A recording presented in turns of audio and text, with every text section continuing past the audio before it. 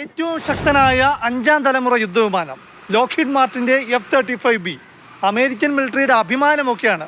പക്ഷെ പറഞ്ഞിട്ടെന്ത് കാര്യം? മറ്റൊരു രാജ്യത്ത് പോയി പുച്ഛവും പരിഹാസവും ഏറ്റുവാങ്ങി കിടക്കാനായിരുന്നു വിധി.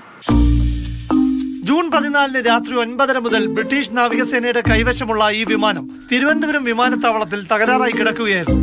കടൽക്കാറ്റും മഴയും വെയിലും കൊണ്ട് റൺവേക്കരികിലെ ബേയിൽ ആഴ്ചകളോളം.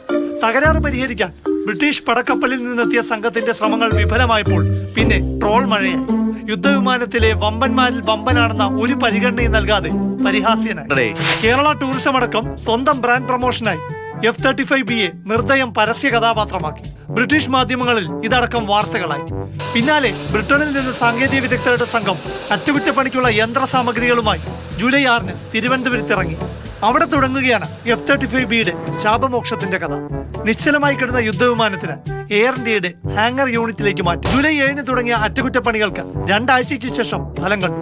ഹൈഡ്രോളിക് തകരാറും ഓക്സിലറി പവർ യൂണിറ്റിന്റെ പ്രശ്നങ്ങളും പരിഹരിച്ചു. പഴയ പ്രതാപത്തിലേക്ക് തിരിച്ചു വരികയാണ് മക്കളെ. യവൻ പുലിയാണ് കേട്ടാ. അങ്ങനെ ആ ദിവസം എത്തുകയായി. അവൻ തലസ്ഥാനത്ത് നിന്ന് ജൂലൈ 22 മടങ്ങുകയാണ്. പോകുന്നതിന് മുമ്പ് ഒരു കാര്യം, ഇയാൾ വലിയ പുലിയൊക്കെ ആയിരിക്കും, പക്ഷേ ഇവിടെ കുറച്ച് ചക്രം തരാനുണ്ട്. അത് തന്നിട്ട് പോയാൽ മതി. 39 ദിവസം തിരുവനന്തപുരം വിമാനത്താവളത്തിൽ പാർക്ക് ചെയ്തതിന് അദാനി എയർപോർട്ട്സിന് വാടക കൊടുക്കണം. 25,000 രൂപ വരെയുണ്ട് ഒരു ദിവസത്തെ വാടക. അത് കണക്ക് കൂട്ടുമ്പോൾ ഏകദേശം 9,75,000 രൂപ വരും. പിന്നെ എയർ ഇന്ത്യയുടെ ഹാങ്ങർ യൂണിറ്റിലെ ചെലവ് അത് 75 ലക്ഷം രൂപയാണ്. അതായത് ഈ കാശ് കെട്ടിവെക്കാതെ F-35B അല്ല ഏത് കൊടികെട്ടിയ സായിപ്പാണെങ്കിലും പപ്പനാവന്റെ മണ്ണിൽ നിന്ന് പറന്ന് പൊങ്ങൂല കേട്ടാ.